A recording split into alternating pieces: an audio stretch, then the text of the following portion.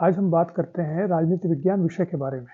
देखिए, जो विद्यार्थी परीक्षा दे रहे हैं उनकी तो बात कर ही रहे हैं हम लोग, लेकिन मैंने ये भी सोचा है कि इस चैनल के ऊपर केवल परीक्षा की बात करना या एग्ज़ाम के कैसे पास किया जाए उसकी बात करना तो बहुत ही सीमित दृष्टिकोण हो जाएगा।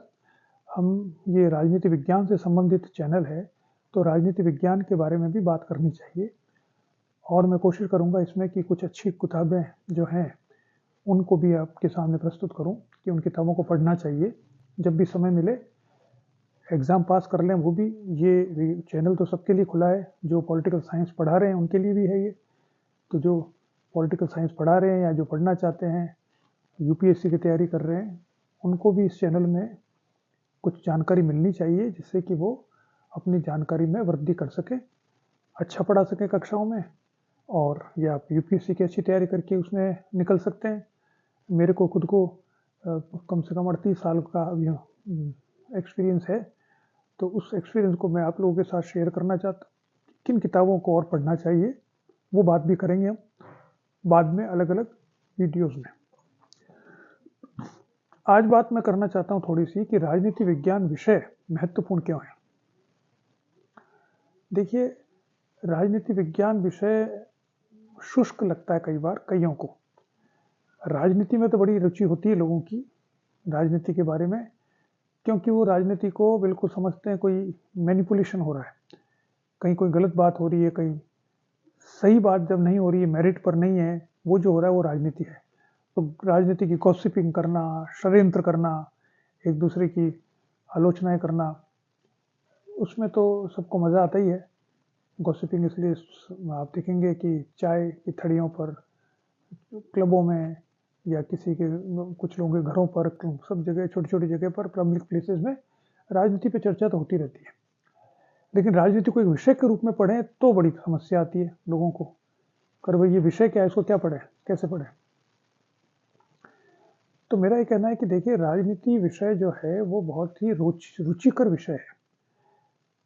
अगर आपको कुछ 2-3 बातें अगर आपको स्पष्ट है तो आप पाएंगे कि राजनीति विज्ञान का अध्ययन जरूर करना चाहिए।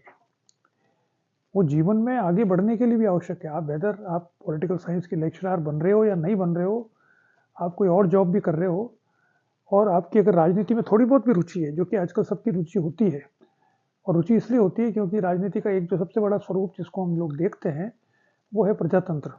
तो चुनाव होते रहते हैं। दूसरा इंटरनेट है, सबके पास वीडियोस हैं, देखते रहते हैं, रील्स देखते रहते हैं। तो आप देखिए दुनिया भर में क्या हो रहा है ये हमको तुरंत अपने मालूम पड़ जाता है।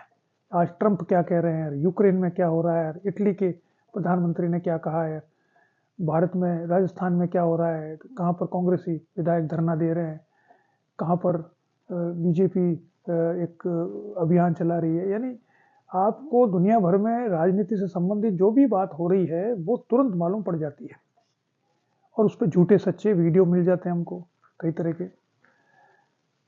तो अगर इन सबको समझना है आपको एक दृष्टिकोण से, क्योंकि क्या होता है कि हम व्हाट्सएप यूनिवर्सिटी को पढ़कर अब कुछ भी ओपिनियन बना लेते हैं। और जो आजकल लोग, मेरे पास बहुत से लोग आते हैं, मेरे साथी भी हैं बहुत से जो दूसरे विषय में रहे हैं, जिन्होंने जो डॉक्टर्स हैं, इंजीनियर्स हैं, या कहीं और बैंक में लगे हुए हैं, या कोई और बिजनेसमैन हैं, वो उनके पास इतना समय नहीं होता कि पॉलिटिकल साइंस पढ़े हुए हो, तो वो अपनी ओपिनियन फॉर्म कर लेते हैं सिर्फ थोड़े से वीडियो देखकर। कोई वीडियो आया उसको फॉरवर्ड कर दिया, व्हाट्सएप कर दिया, देखो साहब ये कह रहे थे, इसका क्या मतलब है, उसका क्या मतलब है। तो उसके जवाब तो देते ही रहते हैं। खैर, लेकिन इन सब बातों को जानने के लिए यानी एक पर्सपेक्टिव जिसे कहा जाता है, एक संदर्भ हमें विकसित करना होता है राजनीति की बातों को समझने के लिए। और वो संदर्भ जब हमें स्पष्ट होने लगता है तब हम जो घटनाएं हो रही है उनको सही दृष्टि से देख सकते हैं कि इसके 2-3 वर्जन हैं इस घटनाओं के, 2-3 तरह से इसको देखा जा सकता है। वो जब 2-3 तरह हमें मालूम होती है तब हम उसका विश्लेषण सही प्रकार से कर पाते हैं, एक उत्तर खोज पाते हैं। तो 2-3 तरह कैसे मालूम हो, वो पर्सपेक्टिव कैसे क्लियर हो, उसके लिए राजनीति विज्ञान पढ़ना जरूरी होता है, ऐसा नहीं होती। और केवल राजनीति विज्ञान पढ़ने से ही राजनीति स्पष्ट हो सकती है ऐसा मैं नहीं मानता, लेकिन बहुत कुछ हो सकती है, 90% हो सकती है। 10% तो नहीं हो सकती, लेकिन 90% हो सकती है क्यों हो सकती है वो कारण मैं बताता हूं आपको। देखिए, राजनीति विज्ञान विषय जो है सबसे पुराने समाज विज्ञान में से एक है, ह्यूमैनिटीज में से एक है। अरस्तु और प्लेटो के समय से राजनीति विज्ञान चल रहा है। उससे पहले तो सिर्फ दर्शन था थोड़ा सा, या इतिहास था कुछ हिस्सा, कुछ थोड़ा बहुत इतिहास लिखा जाने लगा था पश्चिम में। भारत में तो इतिहास लिखने की परंपरा रही नहीं है, और भारत में तो ऑटोबायोग्राफी, अपनी खुद की आत्मकथा लिखने की भी परंपरा नहीं रही है। 19वीं शताब्दी में जाकर पहली बार किसी ने आत्मकथा लिखी थी, एक महिला ने, और बाद में लाला लाजपत राय की आत्मकथा को माना जाता है कि पहली एक पब्लिक पर्सन के द्वारा लिखी गई आत्मकथा है। 1915 में वो आई थी। फिर महात्मा गांधी जी की आत्मकथा है। तो आत्मकथा तो 20वीं शताब्दी की देन है। भारत में तो, विदेशों में तो लिखी जा रही है हमेशा से, पश्चिम में लिखी जा रही है। और हमारे यहाँ क्यों नहीं लिखी जा रही है, उसके अलग कारण है, क्योंकि हम तो मानते हैं कि हम कुछ है ही नहीं। हमारे यहाँ तो वेद पुराण किसने लिखे यही नहीं पता, उपनिषद किसने लिखे इसलिए नहीं पता कि जो लिखने वाले थे उन्होंने अपने आप कहा कि भाई हम इतने योग्य नहीं है कि हमारे नाम से छपी जाए। हमने तो सुना है, वेदों का अर्थ क्या है, जो हमने सुना है उसको हमने आगे तक बता दिया है। तो इसलिए हम श्रेय नहीं लेना चाहते। ये एक धारणा थी भारतीय संस्कृति के अंतर्गत। खैर वो अलग बात है। हम बात कर रहे हैं पॉलिटिकल साइंस की, कि पॉलिटिकल साइंस को पढ़ने से, चूंकि सबसे पुरानी विद्या है, एक ही है, सबसे पुराना सब्जेक्ट है, इसको पढ़ने से दो तीन बातें और विषय जो है वो भी आप थोड़ा बहुत समझ जाते हैं, उनसे जुड़ा हुआ है। ये अकेला पॉलिटिकल साइंस कुछ नहीं है। पहला है, पॉलिटिकल साइंस दर्शन से जुड़ा हुआ विषय है। अगर आप राजनीति विज्ञान पढ़ते हैं तो राजनीतिक दर्शन आपको पढ़ना पड़ता है।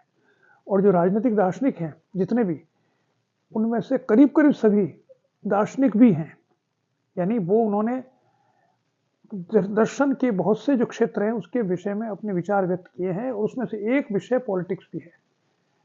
जैसे उदाहरण दें प्लेटो का, तो प्लेटो केवल पॉलिटिकल थिंकर नहीं है, हम तो पॉलिटिकल थिंकर के रूप से पढ़ते हैं, लेकिन वो एक बहुत बड़ा दार्शनिक है जिसने आदर्शवाद को स्थापित किया, जिसने एक नई पद्धति को जन्म दिया कि कैसे दर्शन को आप समझना चाहिए, पढ़ना चाहिए।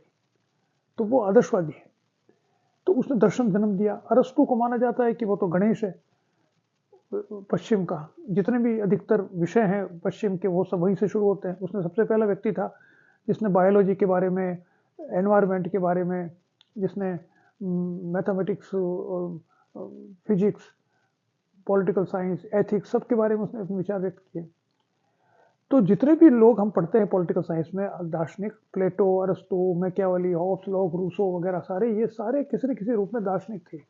जॉन लॉक तो बहुत बड़ा अनुभववादी माना जाता है, अनुभववादी का जनक ही माना जाता है करीब करीब।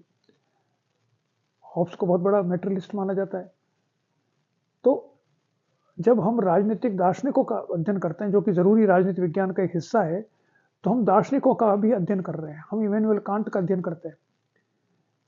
कांट एक दार्शनिक है, उसका प्रभाव राजनीति पे कैसे पड़ा। जॉन रॉल्स है, उसको आप देखिए, उसको सारे विषय पढ़ाए जाते हैं, सारे विषयों में पढ़ाया जाता है। फिलोसोफर भी है वो, बहुत बड़ा। न्याय का सिद्धांत है, तो न्याय एक फिलोसॉफिकल कॉन्सेप्ट भी है। पॉलिटिकल साइंस का तो कॉन्सेप्ट है ही, वो एक बहुत बड़ा फिलोसॉफिकल कॉन्सेप्ट है। तो पहली बात, पॉलिटिकल साइंस का पढ़ने से आप दर्शन के क्षेत्र में भी दखल करना शुरू कर देते हैं, और आपको दर्शन में इंटरेस्ट क्रिएट होता है। जैसे मैं हूं, मेरे को दर्शन में बहुत रुचि है, क्योंकि मेरे को पॉलिटिकल साइंस में पॉलिटिकल फिलोसॉफी मेरा सबसे प्रिय है। तो मैं दर्शन के क्षेत्र में बहुत सी बातें मैं सीखने का प्रयास करता हूं। तो एक तो पॉलिटिकल साइंस पढ़ने से दर्शन का भी अनुभव आपको हो सकता है। दूसरा, पॉलिटिकल साइंस पढ़ने से इतिहास का अनुभव भी होता है। हेरोडोटस जो पहला बड़ा इतिहासविद माना जाता है, जिसने पेलोपोनेशियन युद्ध को बताया था, लिखा था, जिसके बारे में पहला इतिहास माना जाता है युद्ध का, उसको पॉलिटिकल साइंस में रेफर किया जाता है। प्लेटो, अरस्तु को पढ़ते समय ये जरूरी है कि ग्रीक सिटी स्टेट जो थी वो कैसी थी।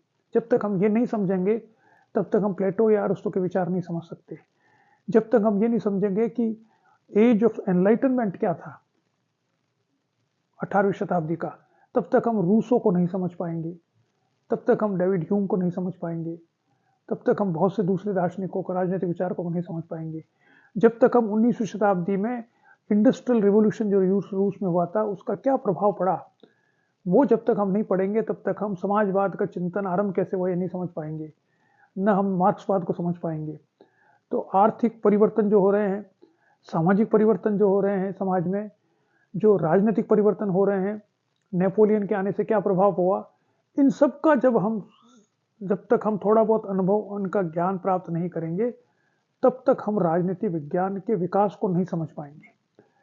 तो राजनीति विज्ञान में दर्शन और इतिहास ये दो उसके हिस्सा हैं करीब करीब, जो सिर्फ राजनीति विज्ञान पढ़ने से आप इन दोनों के बारे में भी बहुत सी जानकारी आपको मिल जाती है। एक जिसे कह सकते हैं आपका एक समझ विकसित हो जाती है। तीसरी चीज जो है वो है कानून, लॉ। देखिए, लॉ भी पॉलिटिकल साइंस का ही बहुत कुछ हिस्सा है। आप जब संविधान का अध्ययन करते हैं, पॉलिटिकल साइंस में संविधान का अध्ययन करना पड़ता है, होता है, क्योंकि राज्य कैसे चलता है, संविधान से चलता है, शासन कैसे चलता है, संविधान से चलता है। तो संविधान कानून का हिस्सा है, कानून सारे संविधान से आते हैं। संविधान का निर्माण कैसे होता है, कॉमन लॉ क्या होता है, कस्टम से संविधान कैसे बनता है, लिखित होता है कि अलिखित होता है, संविधान से सरकारें कैसे चलती है, प्रजातांत्रिक संविधान क्या होता है, दूसरे प्रकार का संविधान कैसा होता है, बहुत सी बातें हैं जो संविधान में आती है। तो वो संविधान के अंतर्गत अध्ययन करने पर कानून का अध्ययन भी आपको बहुत कुछ करना पड़ता है। तो 3 डिसिप्लिन मैंने आपको बता दिए, फिलॉसफी, हिस्ट्री एंड लॉ। आप देखेंगे जैसे जॉन रॉल्स का उदाहरण मैं दूं आपको, तो जॉन रॉल्स ने 1971 पुस्तक लिखी थियरी ऑफ जस्टिस। इस किताब को इतिहास में पढ़ाया जाता है, इस किताब को दर्शन में पढ़ाया जाता है, इस किताब को लॉ में पढ़ाया जाता है, और इस किताब को इकोनॉमिक्स में पढ़ाया जाता है, क्योंकि जो डिफरेंस प्रिंसिपल उसने दिया है वो तो इकोनॉमिक्स का सिद्धांत है। तो इकोनॉमिक्स जो कि 17वीं 18वीं शताब्दी के बाद शुरू हुई है, 17वीं 18वीं शताब्दी में शुरू हुई है, इकोनॉमिक्स सब्जेक्ट नया है, एडम स्मिथ के बाद शुरू होता है। तो उसमें भी पॉलिटिकल साइंस अगर आपने पढ़ रखी है, ढंग से पढ़ते हो, तो आपको इकोनॉमिक्स की बहुत सी बातें भी उसमें महत्वपूर्ण आपको मालूम हो जाएगी, कैसे आर्थिक स्थितियां बदलती है। और कार्ल मार्क्स जो है वो तो मानता ही है कि इकोनॉमिक्स के आधार पर ही पॉलिटिक्स चलती है। तो अगर आप कार्ल मार्क्स का अध्ययन करते हैं, जो कि करना जरूरी है पॉलिटिकल साइंस में, तो आप इकोनॉमिक्स को पीछे कैसे छोड़ सकते हैं। तो आप दर्शन, कानून, विधि, इतिहास और इकोनॉमिक्स, और इसके साथ साथ थोड़ा बहुत समाजशास्त्र, क्योंकि समाजशास्त्र भी नया विषय है 19वीं शताब्दी का। आप जानते हैं कि अगस्त कॉम्टे के विचारों से सबसे पहला विचारक माना जाता है 19वीं शताब्दी का, जिसने समाज का अध्ययन वैज्ञानिक तरीके से करने पर बल दिया, जिससे समाजशास्त्र का जन्म हुआ। बाद में दुर्खीम आए, जिन्होंने सोसाइटी का अध्ययन भी इस पद्धति से किया था। तो जो फिलोसोफर माने जाते हैं समाजशास्त्र में वो हैं Auguste Comte, Durkheim, Weber and Marx. ये 4 क्लासिक फिलोसोफर हैं जो 19वीं शताब्दी और 20वीं शताब्दी के बीच के हैं, कुछ 19वीं शताब्दी के, कुछ थोड़ा बहुत 20वीं शताब्दी में। तो ये सभी राजनीति विज्ञान में काम में आते हैं। कार्ल मार्क्स का अध्ययन आप करेंगे, वेबर का अध्ययन करना पड़ेगा जब आप ब्यूरोक्रेसी का अध्ययन करेंगे, कम से कम जब आप राजनीति के अध्ययन को वैज्ञानिक अध्ययन बनाने का प्रयास करेंगे तो आपको वेबर का अध्ययन करना पड़ेगा। तो उसने क्या कहा है, तो फिर क्या हुआ, समाजशास्त्र भी हो गया इसमें। तो मेरा ये कहना है कि political science is a master science, जैसा कि अरस्तु ने कहा था। तो राजनीति विज्ञान का अध्ययन आप अगर करते हैं तो आप उसके साथ साथ दर्शन, इतिहास, कानून, इकोनॉमिक्स और समाजशास्त्र, इन सब का अध्ययन भी इसमें कर लेते हैं कुछ न किसी रूप में। और भी सब्जेक्ट बहुत सारे हो सकते हैं, उसमें मैं नहीं जाऊंगा, लेकिन कम से कम इनका तो अध्ययन हो ही सकता है। इसलिए political science is a very interesting subject. और मेरा अनुरोध है कि आप जो पॉलिटिकल साइंस पढ़ाने वाले हैं उनको और रुचि लेकर पढ़ना चाहिए। ये सारे विषय जो इनको भी साथ में रखना चाहिए, तब मिलकर आप पॉलिटिक्स को समझ पाएंगे, किसी समय के विचारों को समझ पाएंगे और पॉलिटिक्स को समझ पाएंगे। ठीक है, चलिए आज इतना ही देखते हैं, फिर बात करेंगे। नमस्कार।